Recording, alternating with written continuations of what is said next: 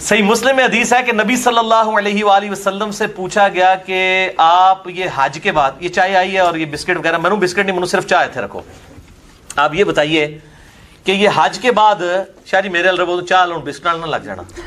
اچھا یہ بتائیے کہ حج کے بعد آپ مکہ شریف واپس آئیں گے یا مدینے میں ہی رہیں گے؟ یہ صحیح مسلم میں حدیث ڈھونڈنا بڑا آسان ہے. مکتبۃ الشاملہ میں آپ عقیل لکھ دینا، ٹھیک ہے، عقیل نام کے بڑے تھوڑ لو تو یہ حدیث کھل جائے گی آپ کو مسلم شریف میں. نمبر نہیں بتا رہا میں اس لیے بتا رہا ہوں، جو مولوی ہیں ان کے لیے بتا رہا ہوں کہ مکتبہ شاملہ ڈھونڈ لینا تو اڑے بزرگاں نے دسی میں دسنا. تو یہ بتائیے کہ آپ مکہ شریف واپس جائیں گے یا رہیں گے یا مدینہ سے واپس آ جائیں گے؟ تو آپ صلی اللہ علیہ وسلم نے فرمایا عقیل نے کوئی ہماری جداد چھوڑی ہے مکے میں؟ سب کچھ ہی بیچ کے کھا گیا. تو اس نے کچھ چیز چھوڑی ہو تو ہم مکے میں رہیں. ہمارا تو مکان پورا بنو ہاشم کے ساری جداد بیچ کے کھا گیا ہے عقیل ابن ابی طالب. تو ہم کہاں مکے میں رہیں گے، ہم مدینے واپس ہی آئیں گے. یہ میں نے آپ کو ہلکی سی جھلک کروائی ہے ایک مینٹالٹی کی، ٹھیک نا جی، مینٹالٹی، تھوڑی سی مینٹالٹی بتائی ہے. یہ میں کوئی گستاخی نہیں کر رہا ہوں لیکن میں آپ کو بتا رہا ہوں. یہ میرے ہاتھ میں صحیح مسلم ہے، جلد نمبر 3 کا صفحہ نمبر 699 ہے، کتاب الحج ہے. امام نووی نے باب قائم کیا، باب نزول الحجاج بمکہ و توریث دورہا. حدیث نمبر 3190. سیدنا اسامہ بن زید رضی اللہ عنہما بیان کرتے ہیں کہ انہوں نے عرض کیا، یا رسول اللہ صلی اللہ علیہ وسلم کیا آپ مکہ میں اپنے مکان میں اتریں گے؟ آپ صلی اللہ علیہ وسلم نے فرمایا، کیا عقیل نے مکہ میں ہمارا کوئی مکان یا زمین چھوڑی ہے؟ توجہ کیجئے، کیا عقیل نے مکہ میں ہمارا کوئی مکان یا زمین چھوڑی ہے؟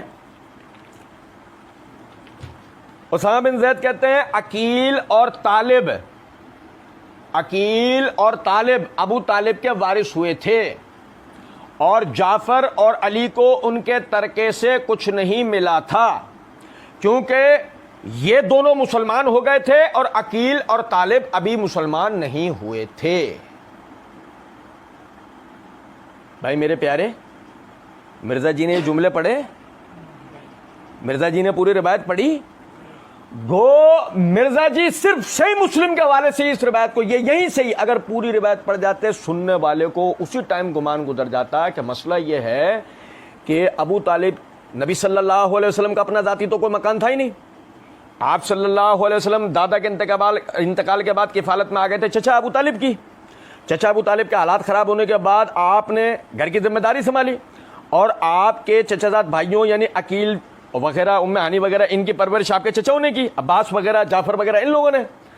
اب لازمی سی بات ہے کہ یہ مکان ملتا بعد میں اگر تو ان بھائیوں میں تقسیم ہوتا اور وراثت کا حکم آنے سے پہلے آپ کو ملتا، لیکن اس سے پہلے آپ کو ہجرت میں مجبور کر دیا گیا. جب آپ کو ہجرت میں مجبور کر دیا گیا آپ مدینہ آ گئے، اور اہل مکہ کا جو طریقہ کار تھا کہ ہجرت کرنے والوں کے جائیدادوں پر قابض ہو جایا کرتے تھے، تو انہوں نے قبضہ کیا اور قبضہ کرنے کے بعد جیسا چاہا اس کو استعمال کیا. تو ابھی تو عقیل مسلمان ہوئے نہیں تھے. جب ہوئے نہیں تھے اس وقت میں اگر وہ کوئی بھی عمل کرتے ہیں تو بعد میں کیا وہ مورد الزام ٹھہرایا جائے گا؟ بات میرے ہاتھ میں صحیح بخاری ہے، جلد نمبر 2 ہے، صفحہ نمبر 528 529 ہے، کتاب المناسک کے. امام بخاری نے باب قائم کیا، باب توریث دور مکہ و بیعہا و شرائہا. اس کے تحت حدیث نمبر 1588 ہے. اسامہ بن زید رضی اللہ تعالیٰ عنہ فرماتے ہیں کہ انہوں نے پوچھا، یا رسول اللہ صلی اللہ علیہ وسلم آپ مکہ میں کیا اپنے گھر میں قیام فرمائیں گے؟ اس پر آپ صلی اللہ علیہ وسلم نے فرمایا، عقیل نے ہمارے لیے محلہ یا مکان چھوڑا ہی کب ہے؟ عقیل نے ہمارے لیے محلہ یا مکان چھوڑا ہی کب ہے؟ عقیل اور طالب ابو طالب کے وارث ہوئے تھے. عقیل اور طالب ابو طالب کے وارث ہوئے تھے. جعفر اور علی رضی اللہ عنہما کو وراثت میں کچھ نہیں ملا تھا کیونکہ یہ دونوں مسلمان ہو گئے تھے. اور عقیل رضی اللہ تعالیٰ عنہ اور طالب اسلام نہیں لائے تھے. اس بنیاد پر، اسی بنیاد پر سیدنا عمر بن الخطاب رضی اللہ تعالیٰ عنہ فرمایا کرتے تھے کہ مسلمان کافر کا وارث نہیں ہوتا. مسلمان کافر کا وارث نہیں ہوتا. اب بتاؤ مرزا جی نے روایت کیوں نہیں پڑھی؟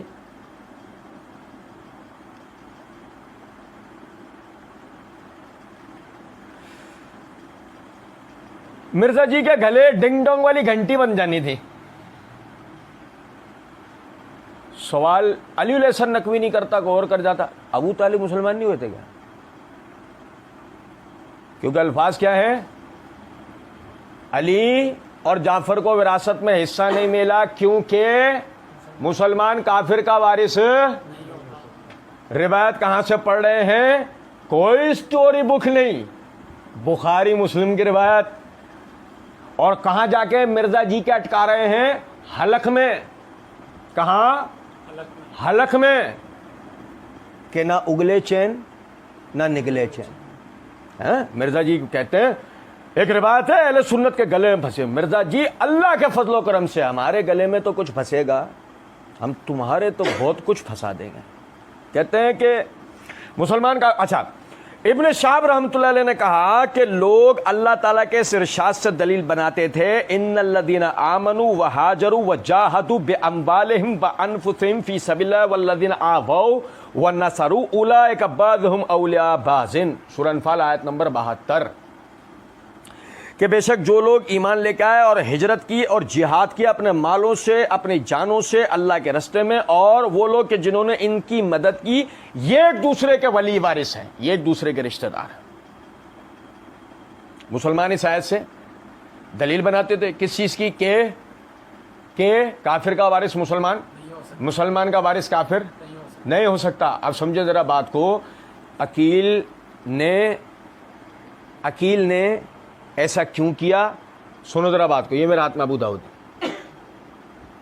تو میں نے عرض کیا نا کہ اسلام لانے سے پہلے کوئی بھی اعمال کیوں ان پہ مواخذہ ہو سکتا کہ وہ اگر اسلام لے آیا اور اس کے بعد اس نے وہ کام نہیں کیے. یہ میرے ہاتھ میں سنا ابی داؤد، جلد نمبر 2 ہے، صفحہ نمبر 117 ہے، کتاب المناسک ہے، کتاب الحج ہے. امام ابو داؤد نے باب قائم کیا، باب التحسیب ہے. اس کے تحت حدیث نمبر یعنی جلد کے اعتبار سے حدیث نمبر ہے 242. اسامہ بن زید رضی اللہ عنہ سے روایت ہے. وہ کہتے ہیں کہ میں نے عرض کیا یا رسول اللہ صلی اللہ علیہ وسلم، آپ حج میں کل کے دن کس جگہ اتریں گے؟ آپ صلی اللہ علیہ وسلم نے آپ صلی اللہ علیہ وسلم نے فرمایا کیا ہمارے لیے مکہ مکرمہ میں عقیل نے کوئی مکان چھوڑا ہے؟ پھر آپ صلی اللہ علیہ وسلم نے ارشاد فرمایا ہم لوگ بنی کنانہ کے خیف میں ٹھہریں گے، جس جگہ قریش نے کفر پر عہد لیا تھا. جس جگہ قریش نے کفر پر عہد لیا تھا، یعنی قبیلہ بنی کنانہ نے قریش سے قسم کھا کر عہد کیا تھا کہ بنو ہاشم کے سلسلے میں کہ ہم لوگ ان لوگوں سے نکاح وغیرہ کا تعلق قائم نہیں کریں گے، اور نہ ہی ان لوگوں کو پناہ دیں گے، اور نہ ہی ان سے خرید و فروخت کریں گے، اور نہ ہی ان کے لیے کوئی مکان کوئی جگہ چھوڑیں گے.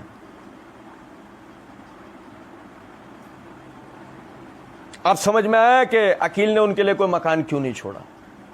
اللہ کی قسم میں کہتا ہوں آدمی کو سب ہونا چاہیے، آدمی کو رافضی نہیں ہونا چاہیے.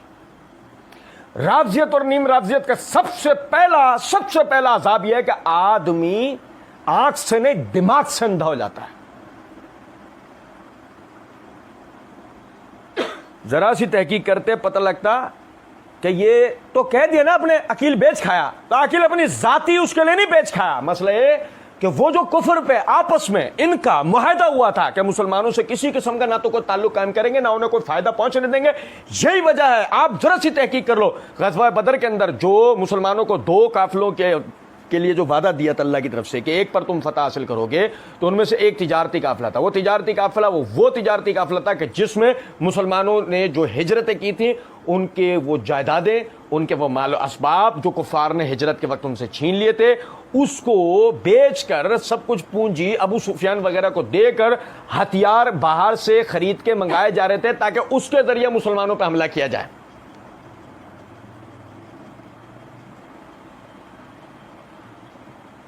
تو یہ کہہ دینا بڑا آسان ہے کہ عقیل نے بیچ کھائے، لیکن جب ثابت کرنے کی باری آئے گی نا تو لولی لنگڑی باتوں کے علاوہ کچھ نکل کر آئے گا